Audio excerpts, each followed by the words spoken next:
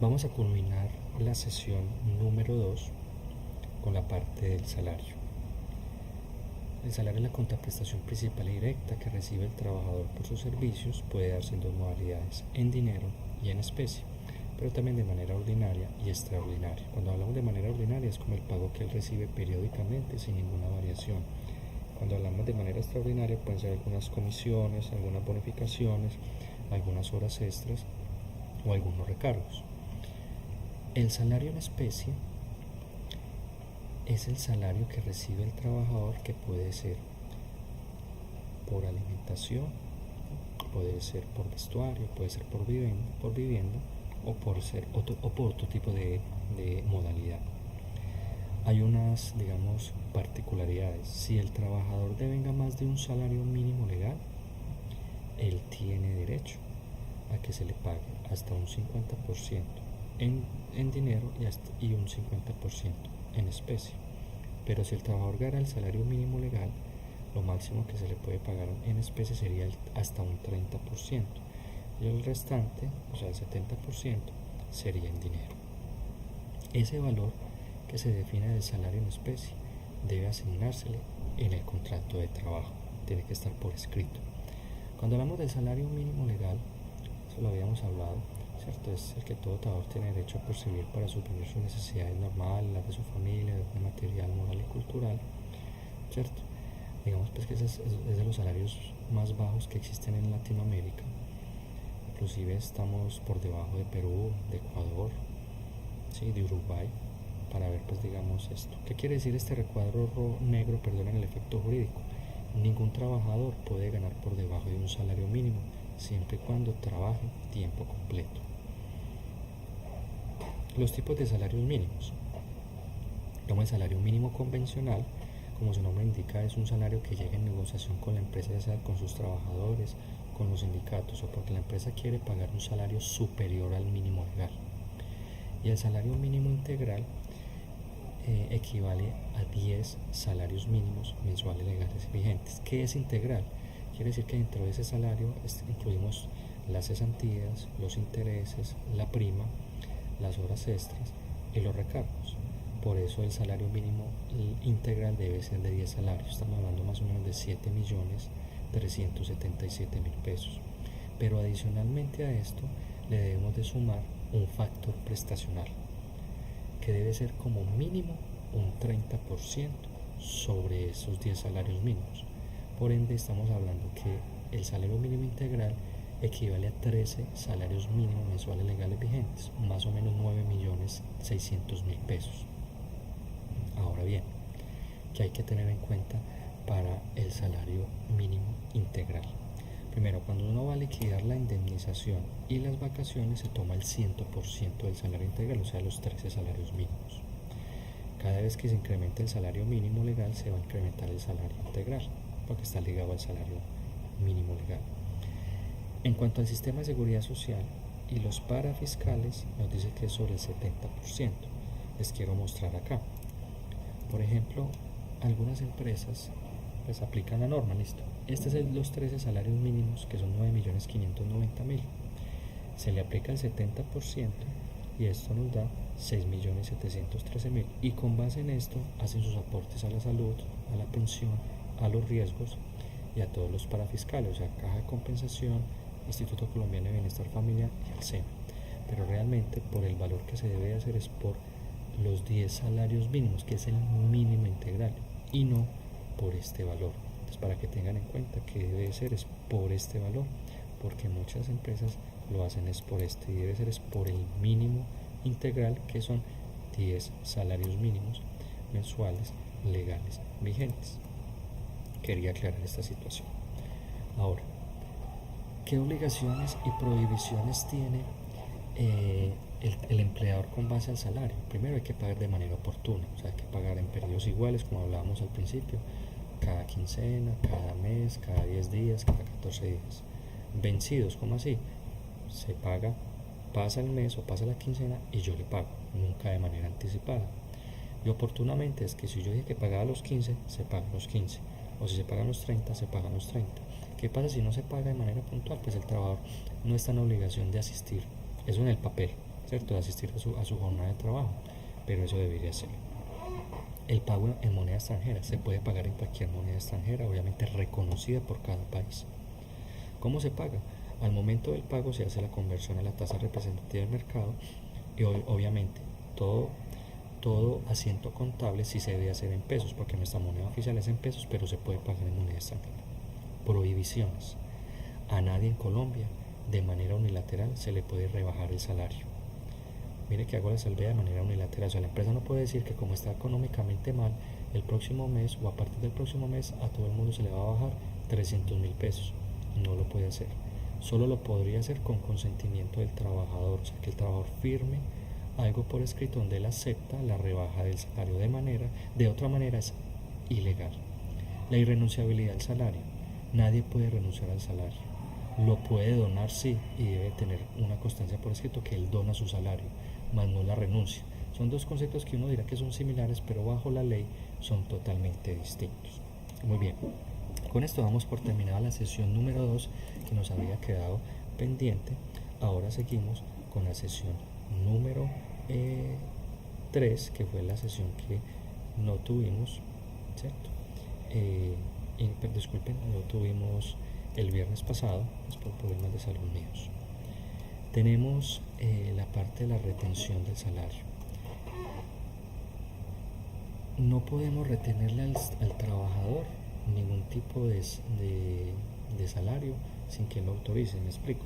Si el trabajador, por ejemplo, se le pagó de más por error del departamento o el área de nómina, se le pagaron 200.000 pesos más, al próximo mes se los voy a deducir porque yo le pagué de más. No, si él no autoriza, no se le puede hacer. Él debe autorizar. Pero hay otras deducciones que sí se pueden hacer sin autorización de él. Por ejemplo, lo que hablamos, las multas económicas por llegadas tarde o por ausentismos. La retención en la fuente, que hay algo que es por ley. Si él está en el sindicato, las cuotas sindicales. Obviamente los aportes a la salud, a la pensión, se le hacen sin necesidad de que él autorice. Si él tiene un préstamo y él autoriza una libranza, se le puede hacer. Y todos esos embargos que están autorizados por un juez. Cuando hablamos del tema de embargos, tenemos que partir de lo siguiente. A ningún trabajador se le puede deducir más del 50% de su ingreso, ya sea mensual o quincenal. Hay que partir de esto. Cuando hablamos de los embargos, el único que puede autorizar los embargos es un juzgado. Entonces ese oficio llega a la empresa y la empresa tiene que hacer esa deducción a ese trabajador, porque si no lo hace, la empresa es la que tiene que asumir ese embargo. Los embargos se dividen en tres de acuerdo a su jerarquía. El más importante es el embargo por alimentos. El embargo por alimentos se puede embargar, se aplica en un porcentaje que puede ser hasta el 50% del salario, de sus prestaciones sociales legales y de sus prestaciones sociales extralegales. Y este embargo se puede embargar el salario mínimo legal o el salario mínimo convencional. El embargo ejecutivo por cooperativa, que también viene en porcentaje y puede ser hasta el 50%, y también puede embargarse el salario mínimo legal y el salario mínimo convencional. Pero cuando tenemos un embargo por persona natural o por una persona jurídica, aquí es lo que aparece en esta diapositiva, el embargo es la quinta parte de lo que excede el salario mínimo legal o convencional. Por eso nos dice que no es embargable el salario mínimo legal o convencional para este tipo de embargo. Me explico. Si el trabajador devenga el salario mínimo legal, que son 737.717, me dice que hay que quitarle o lo que excede el salario mínimo, entonces me tocaría restarle el salario mínimo legal y obviamente me daría cero, por ende no se podría embargar. Pero si por ejemplo el trabajador devenga un salario de 1.500.000 pesos, ¿sí? Entonces le vamos a restar la parte que excede el salario mínimo legal, eso nos daría 762.283 pesos, y a ese valor le vamos a sacar la quinta parte, o sea, lo vamos a ir por 5. Eso nos daría 152.457 pesos. ¿Qué es ese valor? Ese valor es el que le debemos deducir de manera mensual al trabajador por ese embargo. A eso nos referimos en la quinta parte que excede el salario mínimo. Si el trabajador debe un salario integral, se toma el 100% del salario integral para poder aplicar ese embargo. El auxilio de transporte. Realmente es una ayuda económica que se le da al trabajador cuando se desplaza de su casa al trabajo y del trabajo a su casa. ¿Cuándo no se paga? Pues cuando el trabajador está en vacaciones, cuando está enfermo, está incapacitado, está suspendido, porque no hay un desplazamiento de la casa al trabajo y del trabajo a la casa. ¿Quiénes tienen derecho al auxilio de transporte? Las personas o trabajadores que devenguen hasta 2 veces el salario mínimo legal y vivan a más de 1 kilómetro a la redonda. Si por ejemplo el trabajador no labora tiempo completo, trabaja medio tiempo, algunos dirán, como trabaja medio tiempo, entonces yo le voy a pagar medio auxilio de transporte, y eso es incorrecto, se le debe pagar todo el auxilio completo. El auxilio de transporte no constituye salario, pero sí suma para el cálculo de las cesantías y de la prima de servicios, para que lo tengan en cuenta. Hay que tener en cuenta también que cuando tampoco es obligado pagarle el auxilio de transporte al trabajador, cuando la empresa le brinda el transporte al trabajador. ¿Cómo así? Lo recoge cerca de su casa y lo deja cerca de su casa. En ese caso tampoco tendría la obligación de darle el auxilio de transporte. Las jornadas de trabajo. Tenemos que tener en cuenta que las jornadas de trabajo se dividen en la jornada máxima legal, que hasta ahora siguen siendo las 48 horas a la semana, y la jornada ordinaria, que es la que convengan las partes, o sea, el turno que definan con la empresa y el trabajador. Pero podemos flexibilizar las jornadas entre 6 horas y máximo 10 horas laborales, ¿sí? Diarias. Recuerden que los menores de edad, lo máximo que pueden trabajar son 6 horas diarias.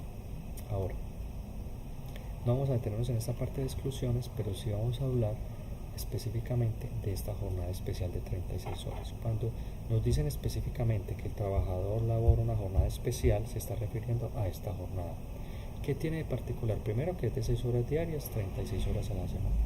Pero lo particular es que en este tipo de jornada no es obligación pagar ni recargo nocturno, ni recargo dominical, ni recargo festivo. Entonces, por ende, esta jornada tiene esa particularidad. Ahora, ¿qué es el trabajo? ¿Cuál es la jornada diurna y la jornada nocturna? Para el caso nuestro, en nuestro país, todavía nos dicen que la jornada diurna comienza a las 6 de la mañana y termina a las 10 de la noche. Eso está pendiente por una reforma para devolverlo a las 10 de la tarde o hasta las 6 o hasta las 8 de la noche, que es lo que se está, discutiendo. Y el trabajo nocturno va de 10 de la noche hasta las 6 de la mañana. ¿Sí? Tenemos que partir de esa particularidad. Ahora, ¿qué significa el concepto de recargo? Es un pago adicional que recibe el trabajador dentro de su jornada laboral. Hay que tener en cuenta esta palabra dentro. ¿Qué tipos de recargos existen? El recargo nocturno, el recargo dominical y el recargo festivo. Pero cuando hablamos de la hora extra, me voy a volver acá, tomando como base esta definición. La hora extra sería un pago adicional que recibe el trabajador, pero cuando labora por fuera de su jornada laboral. ¿Sí? Esa sería la diferencia. El recargo es dentro y la hora extra es por fuera. Existen horas extras diurnas, horas extras nocturnas, horas extras festivas o dominicales diurnas y horas extras festivas o dominicales nocturnas. Aquí simplemente nos dice lo de la ley, que para que usted pagarle a un trabajador horas extras debe tener autorización del Ministerio de Trabajo. Si el trabajador labora la jornada de 10 horas diarias, no debería trabajar horas extras, pero sabemos que en la práctica eso no ocurre, no se cumple. Lo máximo que puede trabajar son 2 horas diarias, 12 a la semana y 48 horas al mes, que eso tampoco se cumple, ¿cierto? Pero ahí está. Vamos a hablar también sobre la liquidación de las jornadas, ¿sí? Cómo liquidamos el recargo nocturno, cómo liquidamos las horas extras, los recargos dominicales y festivos. Cuando hablamos de la formulita, que la ven que ustedes no se la tienen que aprender, nos dice que el recargo nocturno es igual al sueldo ordinario. ¿Qué es el sueldo ordinario? Es el salario fijo más todos los pagos fijos que constituyen salario. Cuando hablamos de dividido TV, ¿qué es? El tipo de vinculación que tiene el trabajador. Si es tiempo completo, quiere decir que trabaja 8 horas diarias, o sea 240 horas al mes. ¿Cómo hallamos ese valor? De multiplicar 8 horas por 30 días nos da 240 horas. Si trabaja 3/4 de tiempo son 6 horas diarias, 180 horas al mes. Si trabaja medio tiempo son 4 horas diarias, 120 horas al mes. Si trabaja un cuarto de tiempo son 2 horas diarias, 60 horas al mes. O si trabaja por horas. ¿Cómo así por horas? Me explico. Si trabaja, por ejemplo, 7 horas al mes, 7 horas diarias serían 210 horas al mes. Si trabaja 5 horas diarias serían 150 horas al mes. Eso es por horas. Termino la fórmula. Entonces, sueldo ordinario dividido el tipo de vinculación por el número de horas laboradas en recargo nocturno por el porcentaje, que es el 0,35. ¿Listo? Para el caso de las horas extras diurnas y nocturnas, tenemos que, mire que la fórmula es muy similar. Lo único que nos cambia es el porcentaje. El sueldo ordinario dividido el tipo de vinculación por el número de horas laboradas por 1.25. Esas son las horas extras diurnas. Las horas extras nocturnas es el sueldo ordinario dividido el tipo de vinculación por el número de horas laboradas por 1.75. ¿sí? Esa sería la diferencia entre uno y el otro. Ahora, cuando hablamos de la liquidación del recargo dominical y el recargo nocturno, nosotros nos vamos a basar en la primera fórmula, la que es por horas. Sueldo ordinario por el tipo de vinculación por el número de horas laboradas por 1.75. Y cuando vayamos a hablar de las horas extras, tenemos la hora extra festiva dominical diurna, que es lo mismo pero lo multiplicamos por 2, y la hora extra dominical o festiva nocturna lo multiplicamos por el 2.5. Aquí tenemos un ejemplo. Nos dicen que un trabajador gana 1.100.000, que labora la jornada máxima legal. ¿Qué quiere decir esto? Que labora 8 horas diarias, o sea 240 horas al mes. Siempre que encuentren esto es esto. Ahora, si el trabajador labora 9 horas diarias, no podemos decir que labora al mes 270 horas. O que si labora 10 horas diarias, no podemos decir que labora 300 horas al mes. No, lo máximo que podemos poner es 240 horas al mes. No se vayan a confundir, que aunque me ponga que trabaja 9 horas diarias, eso equivale a 240 horas al mes. Hay que tener eso claro. Ahora nos dice que trabaja RN recargo nocturno 80 horas, RF recargo festivo 32 horas, RD es recargo dominical 16 horas, horas extras horas extras diurnas 20 horas, ¿sí? Horas extras nocturnas 15 horas, horas extras festivas diurnas 18 horas y horas extras dominicales nocturnas 10 horas. Entonces nos dice que calcular el devengado de ese mes de agosto, ¿sí? Entonces nosotros lo que hacemos es aplicar la fórmula de cada uno de ellos. O sea, tomamos el salario, en este caso 1.100.000, lo dividimos por 240, lo multiplicamos por 80 horas y por el 0,35, que eso nos da este valor. Por ejemplo, para el caso de la hora extra diurna, tomamos 1.100.000,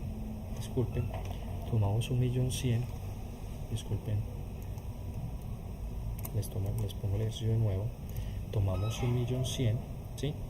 Lo dividimos, estamos en el caso de las horas extras diurnas, lo dividimos por 240, lo multiplicamos por 20 y eso lo multiplicamos por 1.25, que es el valor del recargo de la hora extra. Luego sumamos todos, todos los recargos y las horas extras y nos da un devengado total de 1.027.813. Ahora, como nos están pidiendo el devengado total, sería 1.100.000 más las horas extras y recargos, 1.027.000. Ojo, como este trabajador devenga menos de 2 salarios mínimos, le tenemos que sumar el auxilio de transporte, eso hay que tenerlo en cuenta. Pues el total devengado sería esto, ¿sí? Entonces, hay que tener en cuenta esa parte. Ahora aquí nos dice el ejercicio para que ustedes practiquen.